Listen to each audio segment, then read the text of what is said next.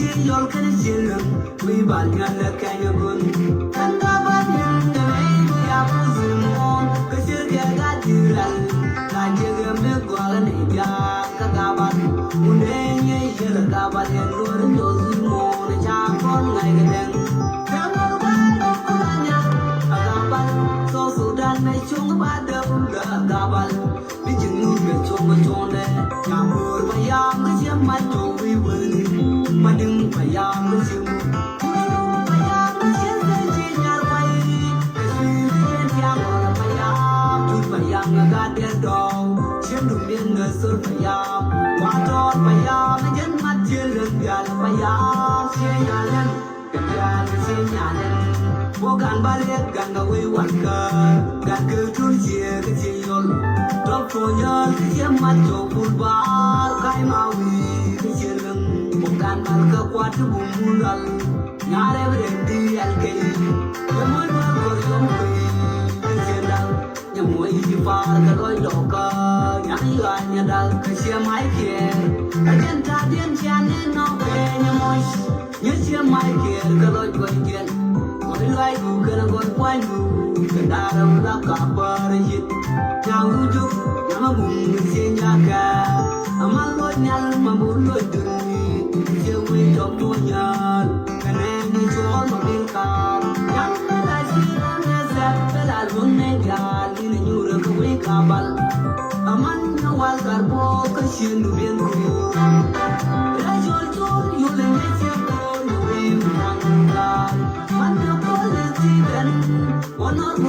malwar chirkul we chenyar kwai la nurjan abi jal dia jalo de du kaman nyos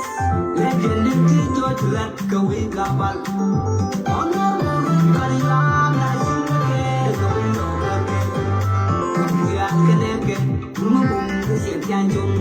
gai ai ru so mom ro nyar kabal dar dar ke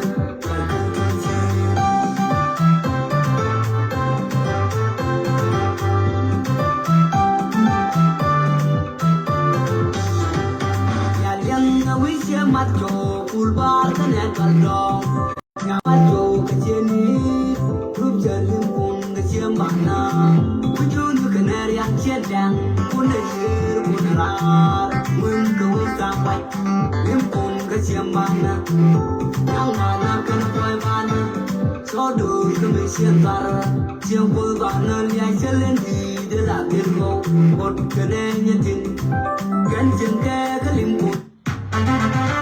galong mala karunwang mala ka changder mala ka chiang mala netinal diatin kontin chi join ka chi join radian kan ben ka ke division 20 biba mala shabarar ka tiang karunwang ka ta no kontin gol we mon ka lew nera ne diala kon chi kos ka jako jen chi agwada me chi shop ka ngakel en go jo ye nyora ka mal kan no do tb nyiman dun la nyiman woni ka nyaade no woni nyiman woni ka nyaade no woni shegar kel ka ka bakan woni shegar kel she wora kel ka nyam kel me cha da ba woni dial nya woni dial ka nyaman woni jamen babara da ta ma ko jen be nong la ra titir de ben ka ye be nong la ra titir ne da mari do rai mala gar yo mala gura mal medit mala good to see you kilo de chete da long ne ne dial to ra me chi mal chi ngon nyal woni ni nye mar dial gan mar dia te ner ka mal ma ko anyi manu ne mer yang do ra ma kuinga ma pai yo go today an mer yang do general division 20 jamen jabara ta me nya woni ka nyaman woni babara ko jen poinde bagan ma ne kan nyama ne dialo ko ne sidier baka balaler chet ka me cha la de chenga dan am sure yene dialtin content cha la yena gor nga yene ngo me chenga jako che jan kan ben Stephen Kirman ma go dier male da man nyal male nen nya ko di nya chwa dit male tu jod julat chiner ka male ma go long yenta na dial tara ma kan chene men tan na yen dial par ka kui ka mi ka wona ramala nga gur ka no do tv che ka platform dan me ngai je go mer yang do ngo mi chi to ka je che dong me te de man ma go nyang gon wi real male chiner ka male ma go long nya bar jok male nya general chiner ka male ma go long man gwel male ma go long tu jot male chiner so ngan chete ka mi chala lat that's why chianga ne la go chata rar but the alter content la chika la successful che luin ka ya ka social media right now alo from today onward dong ban let kon ban ka lat ke ka kui ka mi che ka wona che te kon te la ye go ba wala jira me la nga gwe ka ngai wo je ne yang do la ro je ka social media che ka report ne changa dan te jo wa te ma balat ana ma che la da cha la successfully che go a le te cha so anta me che luin re la dan an ba ben ka tin content gor ka ra ken la ken ngan ba ya la la ren go an che chu ye long mlono go jante ka tingwa ko konti goro wa bano ngamat badirun baraye go irun baraye go ate ka tigora balari ya mat ka tin konti nganga kon ka social media ka chinga chom ne ngwana na ta tin chama tin tin wan ta ka je baraye ka kwishen ka tana ne chiwa ka doran pin doran rol nuara munlon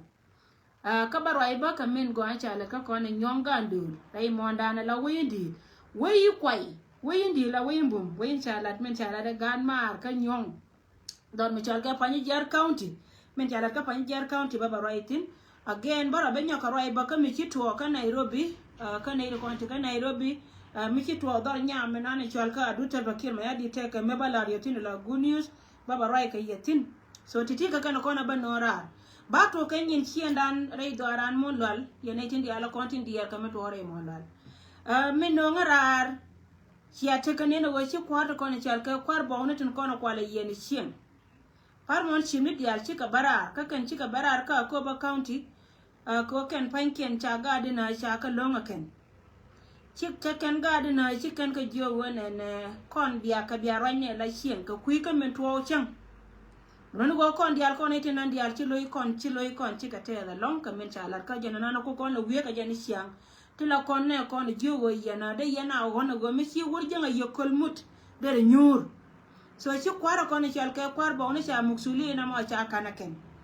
chi kandia la kana la wo ken panken ta ka meeting malat ke wo bititin be do da ba jene rol gan bal ne dia la kono ma ka te lo ka ken ba jene rol gan bal a won na ka nyebel kana dama ne dawyen so ne ta ba na ba ka kwanya ken bi ka dwal kan dwal ma go je bala ma kwa ka kon ne tina mun go jen poinde bi ka ba go ka kon ka wajen biliana na tare doaran jen poinde baro kwer kuikel mi chalu go bane chunga e go gora mo je wona go biliu re lo ka menan che mo lo dial ka jene da ne chi loy kon kula tes roi mi che go wona e jena na go ro balari ye yene tin kontin tila yana gwe gwani dial kon ta kontin ka libyen ka metore barare lo ka so chi ne de kon chal ka kwar ba ona chi kana lar che ka men chi atanke nen ka social media batte ka ti den ken ti che baro e tin ta ma ka cha be no ka social media ko won chiang malalar ka jamo mi chi dol chi le bu gong de luang dia de ka wadwen lakin dol mi chi ga ka ti ka mi to go reide no go kan dia de ka la mi to go ti dere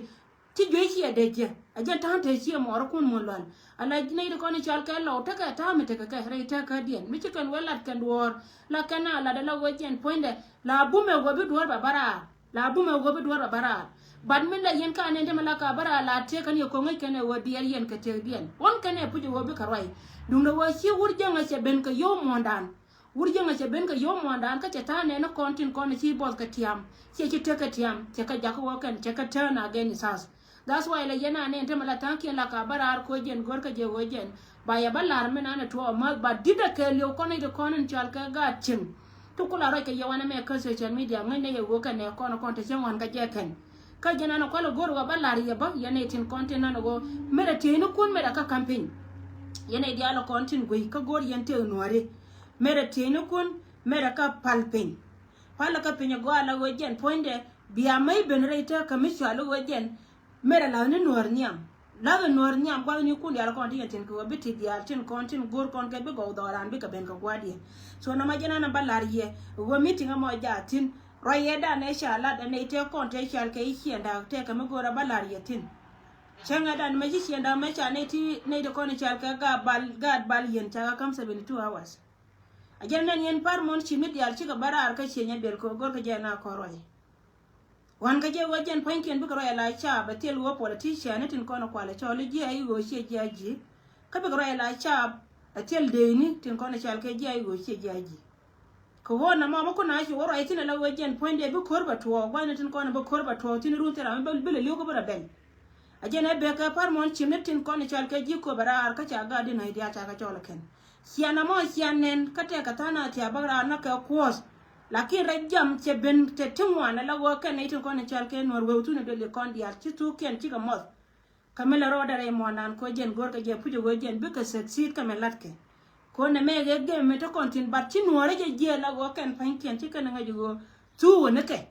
te ka tan kon tel la na kel ke ku me janga tin ko na cha janga je kan wo ngumela ro da me chen ci ka barara cha gor kan shi te ka min ngo ka chiang mi cha lo wata da kelling fara la ka e tina biya gorde ran mata lo ida ngo ko wo da mor jana tin konen to ko kon ka da yen shi nan tana ka ngo a jana na ku kala wo bom ka je so ro me ka ma je ye wo jen poinde jen ro ya da ne cha la da shi anda ta ne la cha lo ka kan so da dora te ka tia ka ngada ka tia ka train station so pala nga ka la rwal ngadi ni so nga la yen dia la ro jen ka ne to kon chal ka ji mo ndan tin ten gwa ma chang dan mai kika barar bakarar ka rauta ne la ro la ka je shi da ka jang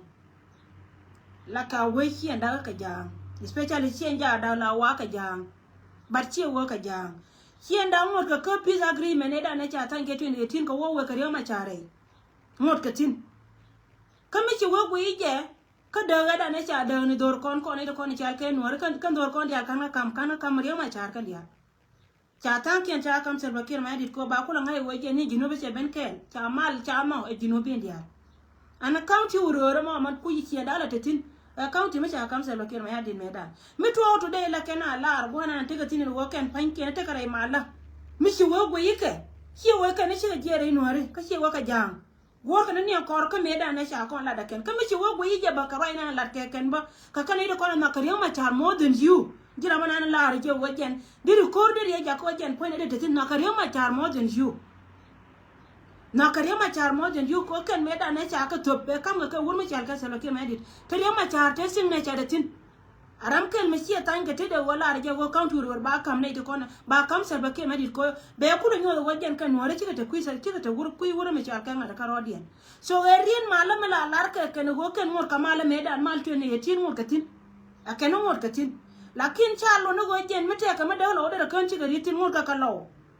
me ba karar cenga pane kam ka ga bal won nga jo ka ne du ho te cha pe ba ben tin du ho ma ko jen te ka ne di ci barara man ne po ne ko me ci na ni ra na kula ra na ji chelar ka le be te ro ke cha pe wi ji jen chela na to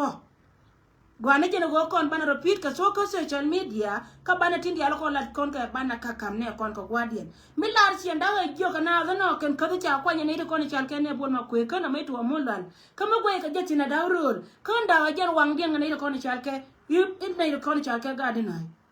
a jen gat ken la nyur na nyam de mete ka mi cha welat ka tarwai la nyur na nyam de kina de me won nyam ne bel kina won nyam ba la wona nyur nyam da mi cha kam jani wala sia mani ngai kare mondan sie ne kono konta gwa ma no go da ga politika ne sien ka yene dia la konen bagra tin gor ga je go je ne do de mer nya do de ben ngok ka jo na te ka yeno sie be mo ka bi ya ko ya bur ko do ka je ko ngon lo ne je pu je go ba korter ka kui ko be nuorte ani nuor mete kui ni dia la kono liu kontin pare je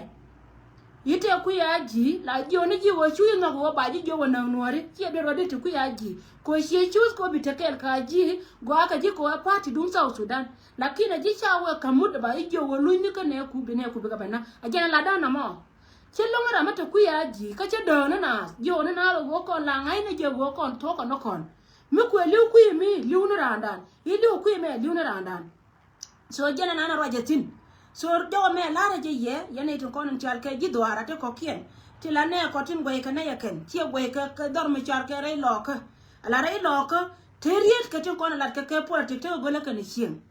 me jang da ka respond changa pa na pe ho ke no go jen cha man cha kana me no go jen che jen ka mi sha lo go politik te ben ka ne to konon kwala choli chien ka mi che ben ka chien ki da de me no be baro de tu ka che de me no be ba na to pe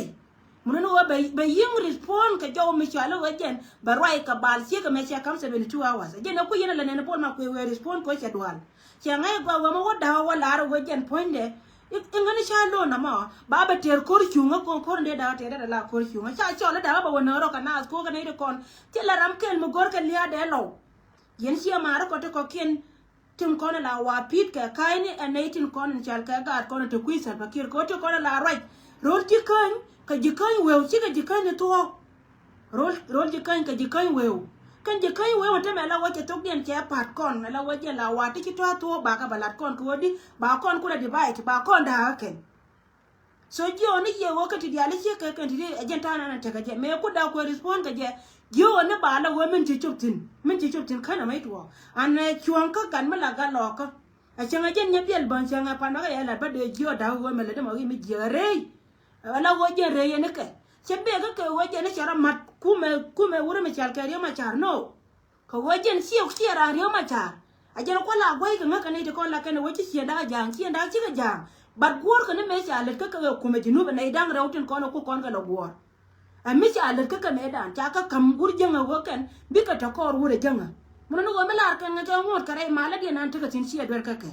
lakin biya ngai gwa wo sha wo blood de ka den water mi che tuon wajen point de mi do dor na ko la chola dorien ti la gadi no ti ba wono ka barar ka dal ti ti la gadi no ti ba wono roll bor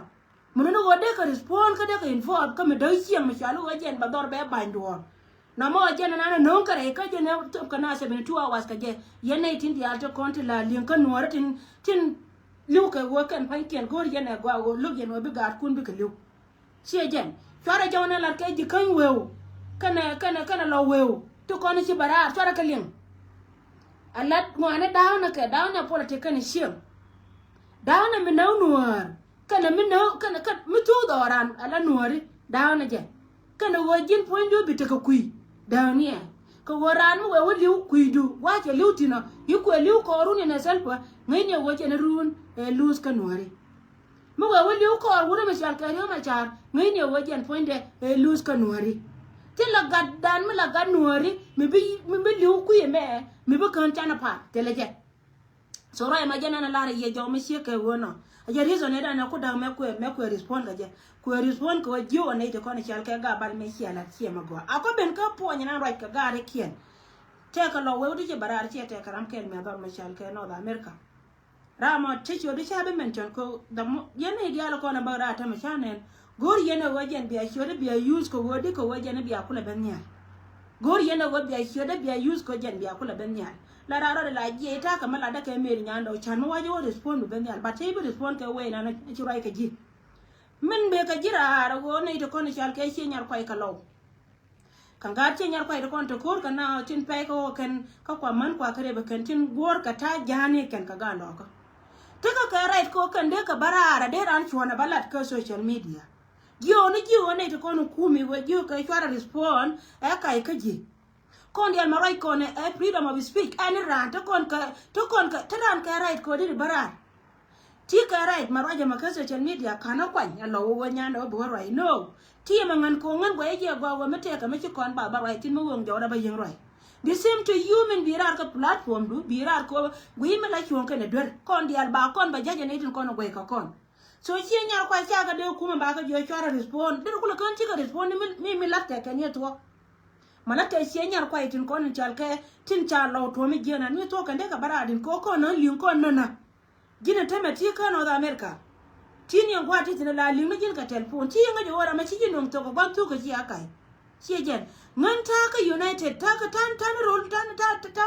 ku da dia na me ta ka united kingdom jana ta tin mun no wa ramala nga yo de ko ban ta me jo nga nya ndo cha ne me cha le ne chi nga jo gwa wa me la de yi to che to bana to nga ka kan ne de kon to chang an wudi ka kula wa jo mi to pu me lat ke a chi aku be ne ye ne bia ben kum no wang na a ye la na me ala me na la ye ne ya kan ne tin ko na kwa le cho le ne tin nan chuo ji mo na no ko ne chal ka ji mo la chi ka ga ka che nyar kwai kama ga na ka che nyar kwai chi wo che nyar kwai sia wo ko ja ne no ko chi ka men ta la ya choice ran ka ga ji no to da na ro ko ne te ko ra mi chi ji gu ra ne choice du min ga ka na ka ye wo yen chi a chup ka ka makan ka lo me le ka ro ni ka ku me ne te ko te la nyin ka ne te chi liu te chi ana amana ne te ko na mo te ka na me to wa de lo andong pe kina chi ka ga ka ye asia tiel gwan mara re mo na re lo ko min chi ala de mi gia sia na pe ka sia man sia kana man dang ba kana ko ni sia na tera man de ga an chi ala ngan po ni ngan do ka ri thon ke du ni ngan man to me la da ga du ngo ko won wo ka ka chwa ye cha na kanen ka cha ngai ba man ngan ba ngai ka man ba le cha pe be de ko kwen ya man wo pe nga kana pe nga cha pe ti la ne kon lo ka ken kon ko rodan tin kon chana ro kwen ka chana ro dap de jo kwen ba la penga ka penga cha le on mi sia ko be jenta me go hi par ti de be na ara ba la ro chara na lo go wo de gan mi sia ka gar che nya ko de kon lat ko kon dial to nuori de da bara mi te ka mi sia me ka ja lo to kon chi ga ko we yen chia me nan chia lat de yen so mun ba lat chi ga yen gar che nya ko de kon te dor mi sia ke rai lo ko ai chuonu no go bia bere jam balar to go kona ne mena kana ela cheke me sigar konin ko kien kon batun sianyen kien sia kana sika barar sika respond cha lara kana go ne me chalat go cha man cha karef cha mandang jok cha kana redil ko lo ke je kana be toy ke ye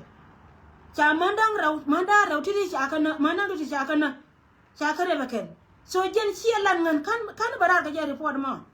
misi wo wi ka video na ko ngone changa da ne jo nyong wo bia te ko run ajen video ngo ka ngana ma kan barartin ko na ma jara jol ka social media ci gat ko no ko ken ci ga barar ka video ne te right ti ngai ka no panken ka wal kien ka ne jishin mono no wo jen point de jira mana right ka no da america ji wo ne tin ko ne hilat se bro right tin ta ma ko ngan meta tin ha kor ka lora ne je pu wo ba kor ba ter ka jol ci kor ter ka nuari yen war wew bi ala kono la bagra artunu do le kondi ati ro yen ka chwen me ngando tin gwa ka ye tin ko la dina point si do point ko riu den ya chila to ajeri to no ko la re ta ka de wogen che de la ne do ko ga ka te nuore te klis me to kontina lia mono no go me cha loy do che ku me chi ku yo lia na na kon e mo gor lad mo go me cha lo de na ne kon te ka je tin tin ro ba ti tin chi chu go bi me lakini la ne me la to ko jen point ka ne de kon ti ka la ka ti ku di na ba benefit je ka me la di shejen so ne de kon chal ka she nyar kwa ere do aran kon lo chana ga ka ke ti ne di al ga ka ke ko men chala da kan chala ramde la ga ka hok cha ka pe pu yene ti no re di al hok cha ka pe ken hok cha ka pe ken cha hok pe ken ka cha man cha ka re ba ken abwar mi di de lon ko ti di la wo ko luin ka na wande ti te ga no ton me ti ro pa na je te ka ga no ton me ti ro me che video da chane no gwa ta nga da katin so chane ta ro ke la ro ne ne ko ni le me balet ko ne te balet ko ne che gwa ka kon lo ko wande ba luin ka kon ni che ma no ko ne chal ke ne ko ne no ba kon ko ga jerun ne me ko me lat ke bwa nya wuro me chal ke joga nya wuro me ri nya pote jo do chale ba yemen chan ka video me nya nyede lakini jaro ena mo chilo ire te jeri mo sia kai ajin la ne ka tango ne te ka te chila go da bari pon nya ndo pale me ko la luinga kana ka tiribe ka to la wo ka luin kana nyin bar ta chala da sia nyar kwai run ka go ba ka yin lat ko ken pan kien don ba ta ka nyar kwai ken bro da rit sia lo na ka ke te ka ne te mar ka ken sia nyar kwai sia ga nya mara ke yeme mara ka ta ka riyam ka ke mono no go jen mala da dur me chala da kan go no go jen pon ma te karam ken mo ngeje be yin barar ka do tuka be lar go jin nga me le me mi je cha jona ka chara we ko yoni cha jona ka chara ma bolter ko ramate gorga ka chit ka men sia ling kara me sia ke won ma chal ke den ton ramate ka gorga ka ne diala ko ne jen ma bor ka ro da min cha moy ko chiot ka bil pa mi sia no bia yo ma bor bia ka ter che je ka ye gwa ka ye ko sia chus lakin me te ka nyen bar tibe tila ba lo ku ka ke run ko ne ne diala ko ne na ta kwa re ku ren tame tin kwa ya pana ken tomorrow ka kan ida ka kan the same people ba ya kon ku ya ken ka kan the same people ba ya kon ku ya ken an ba ya long kan ka lo no ko te la nyen bari je to ko ne che me tore mo nan ka cha wala de che nyar kwa irun ba wa ba ko lo dia a che mene ta me che mata yen ka guru mata ko run me lar je me le je ne go ga tomorrow guru ba mo je guru ba do wata na gan is low tomorrow che jen a je no ko ko la kon ra kon nuari wo je me te ka me cha no anai de ko ne chal ka gitaran to na jaga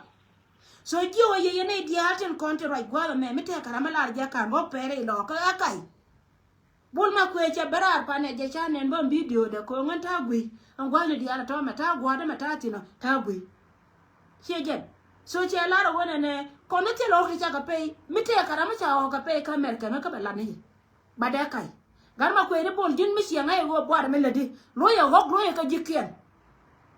misi ngai go bwar ko go me biban barar ka mila to be bet night lo no go jene wang na ben kum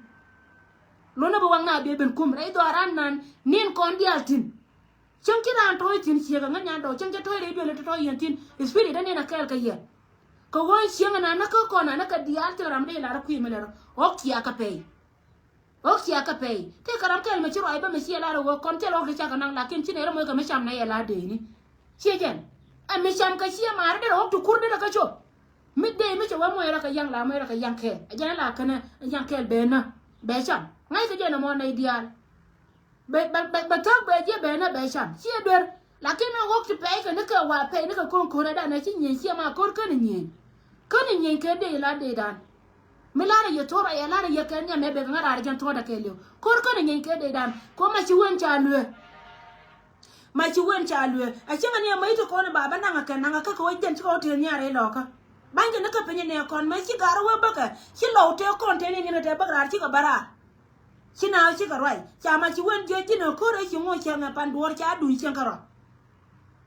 ko re chi mo chi nga pan chu ko chu ka ba je ne ma chi wen ka na ka kap ko chi garo dien woi me ka no wan ka je de mai ke de ka yo ye kan chi ma nyan ama je da ne ne ni me ku le ba te ni nan dio kam da ka je cha kam ne je kan wan ko me le na ro dien to lakin kan ka gogor kan e bi yo ken men ka jube si kan to le pin ka tel to kana ma ba kon tu ko nori jega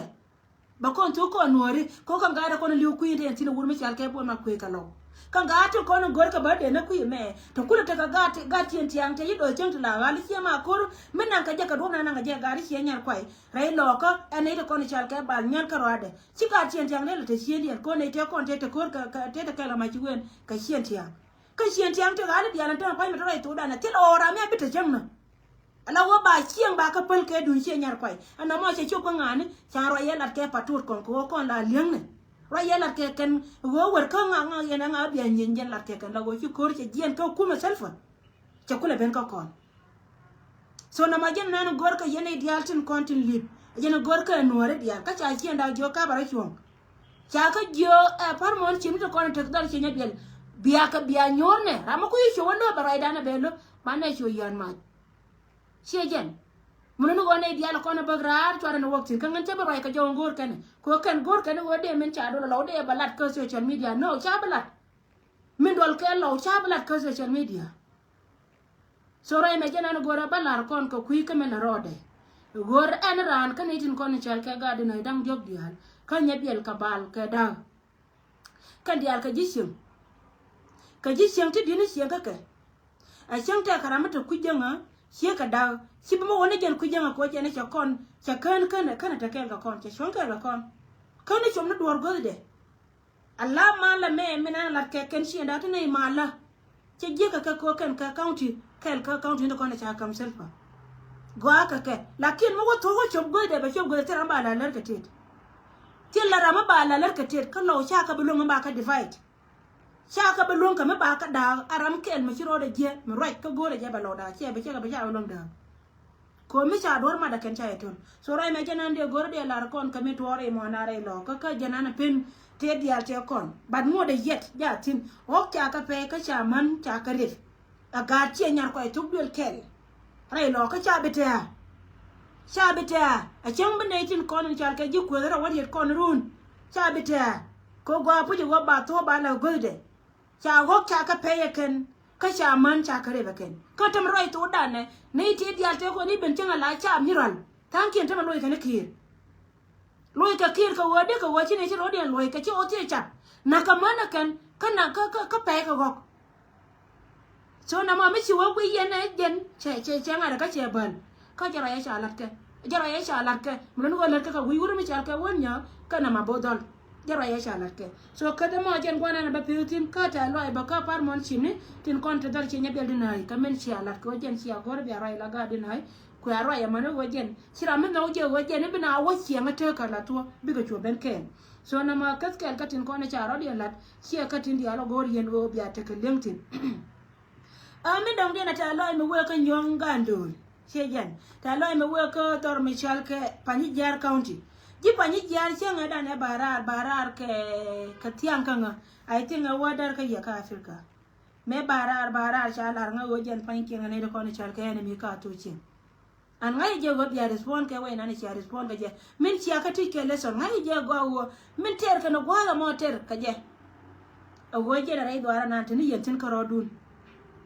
kamen chi anyon ke akel mi chi go ka ko ne to ko ne chal ke no re cha ga je bravo cha ti lo da te da long congratulations ka nyonga ndun so chila te ga long gan nyong tin ko na te dor mi chal ka pani jar county chila te ga long ka men chialat ko ken kana chu ga ben ka ba ben na ye chara ka ju me chu yenga ju ne dor ye na bia ko dizama ne mai wallahi nyonga ndun kia nyima ndun ja ko chila te te so jaw me cheke wona lar ne ye kongurat ka chila te go ju wandu na te jena mo de still ko na to men te ka ye ja kel ka ye ka men nongriaw do go jen point andor me chal ka pani jar ajen county kel ngone yentin ngone chod me chal ka ai go tin jena nongriaw an go chal ka je ka yen ja ai go jena nong mai kale kana ma cha ya be pal ka je dung do go be krom ka woni nyaman woni chila te ka men chala da gan man ni dor me chal ka are doran dor me chal ka dor nyonga ndun so chila te long nyaman woni chila te ka men chala ko chia ka gam so ngala barar me che barar ka duor la barar ka manga ye wojen point che tala to kan gum me ba ka ye chenga ke yo kana lar ye wojen ka to ye ne to jore ka ye kel ka chu yendi ala wana so chu yendi ala wana ala wojen point de amugo ka ye chu yendi ala wana ala wojen point de amugo ka ye kwanga yo da karam ka ne me to ka ngar ka chenga yo nyanda wa antam roi to da ne kan gar kin an wuni tila wuni mo ra ka ne jawi so chwa hallelujah an siamong ka gwa me dong ti me kwele che ba jog da pal pe chwa ling no ka lot kanana chwa la ro congratulations division 20 biba ala go nyiman wuni ngan po de bunya gwa da metatin ta gwa da metatin ka te loida yo te ka ye la ya ta lo long wendi la ya ta lo long akon mala te kel ka ye ka be ya boss ka me la ye division 20 biba o te ka kor biba te ka kor ala go jana na go ro ba la ye mi sheke go na thank you so much and we are ka won nyam bu ko mala be chon kel ka ye royen dong dia ne dunga dutel pa ke ma ya te mi chira la ka Nairobi yenji Nairobi lenga na me ne diatin kontin chal ka jangul ga ta no dian karo dung mi chira me no ye nan ta me ngani man du na me chale me nyanda opale mi te ka ne di charo ya la ka batu gor ga ye de chakoro ne ka ne de ga yudo ken ga na ka de ne control janka no dian karo a dutel pa ke ma ni chi ne me na nga ye ta ka Karen dora me ta ka Karen chagul changaje chagul agarbiye ni tichi wore tichi na ba pile ni awan na ka kana gad ke ka gad chi man ta janga jakel dora me ta ka Karen ramongai dora du tel pakirin si ka Karen si ko ngai dora wante tin ngai je meta ka izabir ka kuyi mo je ne changa kam da ko na je adut la kwat ka je ka ngai ka la wo me che wo ko da karbiye ka mo salat ko da je ka 20 shilling gwa na ni chema tin kana dora telo ko distance mabar hele meta tin kana hele meta tin ya adut ngai dora adut tel pakir ma yadi an dora na ma wa cha gole jankien ta ka de na kana ga ka ta ma adut to pot ka Nairobi la wo che gien che wona dor me chal ka ya ka Uganda kwa la me wo yene dialon content chal mo cha la ku la re mon ka yizapir ka Nairobi wo ku breathe re wo te ka me la ro de tin akin ye nore pol yare jor ko yen ti ara ko ne ka ne ko ko la juwe dumo ku ara ko ne ka ne ngana meta ka tike dum telo wo kan war gang na ka kan ne je de lo ka Kenya de lo ka Nairobi ti de ne ko la ko ne janka Nairobi de ko go me ti no me ngana de na ara ko na ko go ku me Kenya changa wanta o de ra mo ko na ka je yen ga no ko de Nairobi la nga ja go wo adu to pot ka Nairobi ka men put ka je ka kan ka rodien ko kan na ka rodien ku me dien ta diai dum no go kon ko jana te tin ta wuri dina ma chala nga ka ti tin gwam wandi ma paula chali ma po mun hi dad na aji ko jina lingu tung no re biyo lo jang so ku me dien ya diai dum no ka ta ka kon ko jani so adu tel bakir ma ya di tele nga raya ma cha je ka nga ne ko te pin rai mondan en go chen point de cha podre we ka Nairobi ka men ti pot ka je hi lom de nda pin ka na gar nya kier pin lik lom de na gar nya kier pin lik ti ka da pin che jen ko jen me da na te ka Nairobi ka tangwa ne te ko la waje ko ne ga ken te gar nya kier pin lik tin che go ba cho la pin lew ko wa pin lew bala ni cha ka nori ya gar nya kier pin lik che jen ala tribe sar bakir ma ya dit shejen so jen poinde te ko na chen chela chit lo ne nda penyo wajen cha mai ka ko chor le pal nyon ne ko ta Nairobi chor le pal nyon la wajen ko ai da ko wat ngada kama go am che ko wona so na ma men but amen chit wo che breaking news ko wa du to pot do mata ka Karen ndame wajen cha wona dor mi char ke ya cha wona den kana kwan kana gar ma se ben shan ba mo ke de bo de tin to mi chure we kana Nairobi la wajen chikarong tin kana gare tin kona la ji politic chikarong tin ngi ni na cha ro ku lo ra ko ro den so na ma jena na gor wa balar kon riede ma dom den ba ko ne dia tin kon la nga ja ka video ni kan ba nga yo nya no respond this person a loya na ka loya na yalar na me an malane ne na malara ja ka social media wa ana ran mi ben ka social media a chilaram kel ka social media la chwangi je gwa wote la mi cha balat pointu an ideal tin nyan ngan mala shala ro da nyiman wona ma cha ngada kel ke woni pu ko jana na jel ga ka social media ngan shewura mi ko e ka ngale ra chawon she kwen ku ya ngale re ka tindi ala kono la da shenga pa na che berar gwa me chi ponyra na ka ne mande to de to ga te ka rin me chala nga gwa ara bala ri today me che video cha ga changa jo nyanda wa changa jo ke la bala ri che be jo ne ji so wore tuni ko jin me che ko je wo jin bera matre ko da me nan win min cha dol ala wo jin ba che jin wut gare men bala ri gwa ala platform ma cha go ko shi no ma changa jo ga bisho wichara changa je bo wichara me chere de cha go ile ri da mo ri no tiak tiak elin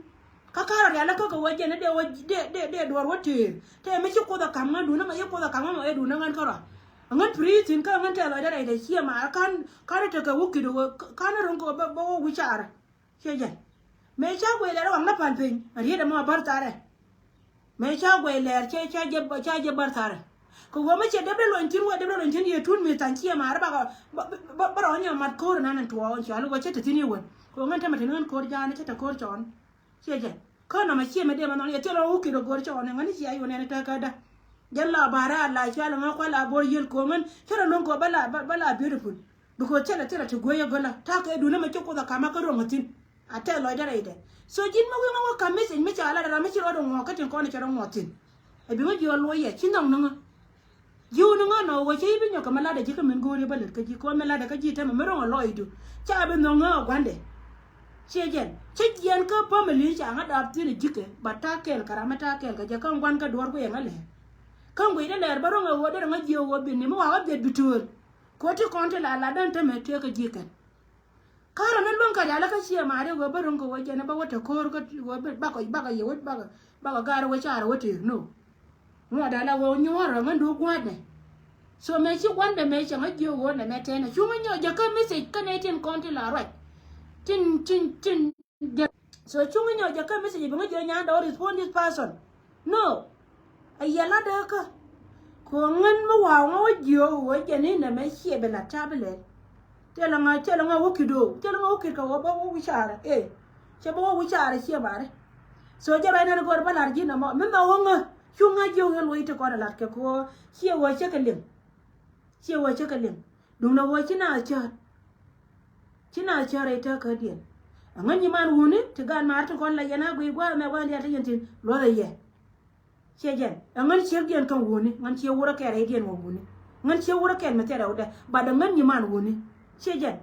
te che jo goro wa ba gan ma dial ba ka ja ko ka na bi ka te ka bwar ka malada ngari na malala ye ne dial ko la yana yo da ko nya do respond this nya do this no chata gwa ma ka je me ta tin nyen ngan ka jang tin nyen ngan wore nyen ngan ka jang tin nyen ngan ka wore le ma ja ko ke la wale te ka wur kel me chinga yo da ka wur ma me chinga yo da ka chwa nyora ba to ne bu ba lo da che ja da no lo da che ja da long dung ma la len ka lung na ka de lue dung do go che na ku la mo ka ta me cha lo na che gob gule wura ma changa yoda ka changa jo nyando wa changa jo nya mare chinero gangi kon jiman dia la kon ko man ko ka social media chinero gangi la chine bu jin chendur changa jo nyando ne me da ne to ogwi ne me bi ka social media che wala gwe jin siang la chene biro ru ja ko biro yor ka mi jia lakin ngan ba ko ra ga jite ma ko chirun ko chika dia ka social media changa jo me la re jijanan che we chine ta ka bwar kon woni nuwar alari yene gari da machela nga changa jongan chiri grade wacha dap ka chek mo kwes ko ga te kona teme je go kan panke dor nuori kan panken ba ka kwena nga Changa jo ba ka kwena nga kangu ba woni kana la kan go men ya changa jo ga to content ta dap ka jen che ko kwe de yatin changa jo tema ka long ko kan mo wa ka wa chal ka gan nya ngwen changa jo nya do cha ga ba kwena nei ti chum ti ba te di no ja ka go aken changa jo cha ga ba kwen ka kan ba pan ken tele mo go ba la da kan ko gat kwe lan ka man cha wa ga ti ka ga ko kon wuni ka gan man men nyando chwa wi alar yani gwa to mari da cha alar ma cha do go mo go re mat ko tun chu gwando ara ma jo go mo go re mat ko tun go platform ko chon ware an bi chu wi chara men chwa wi cha do je la wa chwa per chi ko ile lar ye da me ko ko no me le ko ne ta me te ga tum wan la kare dur ban mo wi la wi fu la lo jariam ba gu yi me la di de la to da mo pentin wa pentin ba kula nga cha ma jo chi ne ra cha ka ji cha wote ka ne tun wan de bi chen ka wo bina bi ke che wo ba ko na tun wan nya do kap ke mila ro jirani no ro jirani no win mien cha bayre pwan wura nuara ko wonwara la no na ka mi je mi lenga ko wonwara longa kor ka longa rai ka longa yen te ka nya janga mi cha ko ne wudwaran cha jo ngan chang lo ya nyede de nga ka ma kwan nga no cha wonwara ro mi chegde cha wonwara ko chegde protect changa jo nuar changa jo nyando chawe nuar chawe kwar juk chawe nuar am chepde chawe nuar ko chepde protect chawe nuar kwar chawe ngan chang lo ya nyeda de nga kwene nuar chawe tela ka dora chawe wud janga kwal ka je chep ka chi gada liu changa jo chek nuara me chawe kwela chawe chawe liu chejen ka sia kai cha jo adu cha chola adu cha la ngor nyana ngor cheje rai la de moto an chia kai so ngala ne yeler ne mo gor yana wa ba yele de ka social media ala ngwan ne ti jo nga ka ne chu na me chu je lo che ka ne dia la ba ka nga mi te ka mi ti to ka ne ko na ko ke la nga ya da ka ne to ma bara je mi se inbox ka tia nyando don't do this nyando don't do this cheje an wala baro da waja ko ngan ba nyur ba meta lo ai da ba wa pal ba wudi ne la wa tim ne dor wodi ne dor kama jeno go ne jen so mo wi wa kama ne janga ba jo lo nga me ka min je che no doran je je ka shi wuni no ra tu ka lo je kon ma no wuni no ra liu ka gul ka liu ka ti le kon ka wuro me changa je changa pa no de che je no cho le da ja no ko mo waja ti man no ga da kon cha da ka je ti ma ka ba ka kwena nga ba je chejan so rai me la ne je wo jen gugri ne ka la ne la wo jen ka kon ji do ti shen kon do china do mo wa po ni wala ti tel ka ji shi ba do po ni ti dia ko la ka po ni nga nya do fa la ma ti la den ka lo be do po ni chejan me bra ne che ka ba jo la ka ne me ne ti la den ka me do po ni tar no ko ka jang ti la de te ba ko ne de ko ne chal ka activist ne de ko ne rai ka ku me spele mai u la de te ko lo runya lel chila de tel ka ji long nyamo go nya lele chu kon bol bron chu kon yore pe bol bron mo gulo no na ke duna na ari na ne cha kon cha ka ga ko cha la ro go wona ne chenga da ne chi blue was me cha wang chi wur mi cha ka ga to na de nga cha barar cha na ba gyo kala de cha baba ga to kala cha wai chu nya mi cha ka nya do kai ne tin ka chu nya lel kai ne tin nya lel te ka mi sin mi chan ne mi chi wore pon ba mi chi waje tin ala bol bron che liu kame na bol bron wa chi bol bron da yarre dore me ka pa je tin ke de mi changa ni jen cha je no pe an chere tuo chenga chi bol bron chu no kon dor no ara chi bol bron cha pe na che nuan antama mi cha gwa da cha chen ke nya mi cha ke nya lel ke na nyando mas belos tin ka kon and bravo sis Joji congratulations. Welcome one number two. You nya kan be respond. Ko bol bron jara ro de ti. Tanke lunja oni wala bol bron. Ci ko de ma lunga ci bu ka gat kel ma ka lunga nuare. Ko jene ko bidia. Ti dia ko lat bol bron ka ci ko ngal man ka lat. Aram kan mo go am ci ke ci ro do gulu re te ka du. La do to nga nya ndo ma la wa ka video ne ka. Tanke ka ma dong loy de je ma ci bol bron wali ma la do la to. Aram na ka long. Ko wo ci kun ce choose. Ajana ja bol buron ko jen balara me chok chok o jana jena chok chok jana la we kon cha ka gaje shejen so ji go churo de nyaka me berana an mani jin bo jin bol buron dor no ojilo an chi too late ka jitu ko jin kun wa pro la ya tera mbina kina na ka lebdo kan te dia la kon mo kan ga pulpele na te kon te kule bende ka ngada ka dana kan shejen ne te kon na ka na kan te cha kula kam yo te ko ina wa yo rin ti da kan la won mi ja la kon chora le kina de long na ka US chi too late ka ji ine che ko be kulo gwe ka gwe na che yuko nen me chi kunuan dai du che nuan ko chi doro pan kuro de ja ko kwan ne no ku jira me a ji rich person rai ne no ku pol bro ne ji rich chi jira me loke cha ji lok e sie more but chira la gwa me ji chi wa ka wrong side that's why ente me jila ne ana ji me che gwe ji la gwe ji me gwe chi jin bol bro ne wa a chen chi wa bi ra ban te me chi tiel ne ji gwe ka ji kan ka chi tiel ti kona ladi to go to na ka e sie more je me lo ina ka ti kona ladi wane la anda ka ji but chi too late ka ji my dear brother would still diri nyalel kana nya do banya ko don pin kar yel ngodo diri nay ba don pin ko ne nyalel ko tele mangai na ye ka kon ga ri tiene ka ji so chira ro de cha ga chan re do re jena la jena ne la jo na ngan ni man ni chira de ja ka cha re do ko ta ka do ha kon na nyame shal ka nyalel ka ken kon te be rar che ngete jung ne do ro cha re liu gare che wanga bulu hours bat kan ke liu misie be tan ko today me ngori go kon e jiri bene la pe lakin chine be longa la pe bene be la pe ki lo do nore mu bene be chere wo konye da na chi kon ku me la te yen ku ke ngane ne wo konye ta wo konje te ko ku be bar ka nore ko che lundu nore la pa la rana ka teje mu ben be ka be le ma wo konye ma ne nyando chine be longa do pe ngori ti ko jani chine be longa do pe chine be longa do pe dear brother miteka michiro de lode itaka du chomani jiwo luini ko community du we still love you nong nei chine ilo tira mi long nei ka kan gan war dia la kon cheje so tela ra mi chi jo chi gare chi kaliu ka kan nya le larba nya le li jana yibarar ka video nyam kana je gare kan kaliu an chi kai rai nei kana ne kan jube wo je lalar ka je ta kai chele na bara ba chena jo yen mara dia chwara ni liu mo ko ro che wo che wo ti bi ka kan ko ni den to anga da ne ku lo go yi gwan ka yi chi go gwan ka ya chwa ga je ko go yen bulwa wa chwe wa to ko kot ka ba da chwe kan ga ra kan nan ka kot number 1 mi dera mi dia kana der na ja ko bi ka dia chi gwan ka ya den to anga ro ya chela chi der chwa ngolong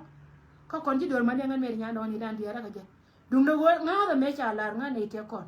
kana wachi ne dia le chu kan mi ga to na jo chi ka liu chana be le be jo chi ka liu ko me chara ma tini chenga de ne ngwa liu tena wa magabe be na wa ka magabe bol bron ne te kon chejen ne po ne nga ndo de liu chejen so jen po ne me chi ga to na tartin che la wo chi ka liu ga ba ka kon ko bana dier ko ga mi chi dol che wa ka gwa ta ka tin mi che wa ka kana ka cha wo ka na wa ko akel mo nga dia raw dama dong dia me da na ku kala mo ka piu ka kula ra me la nuar mo kula ra an self me la tel ka chwa yen dama na na wan che wa chwa yen me yan ka je yan je wore da na wan ka bulu hours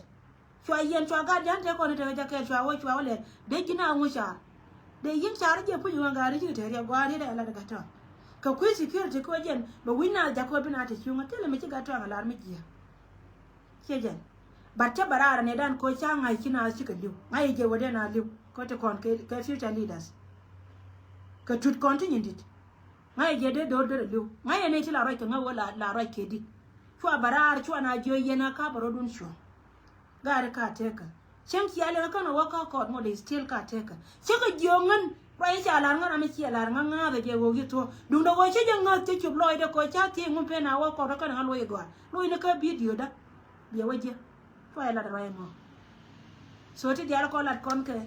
go ko kon ka doran lakin chia tu let ka ji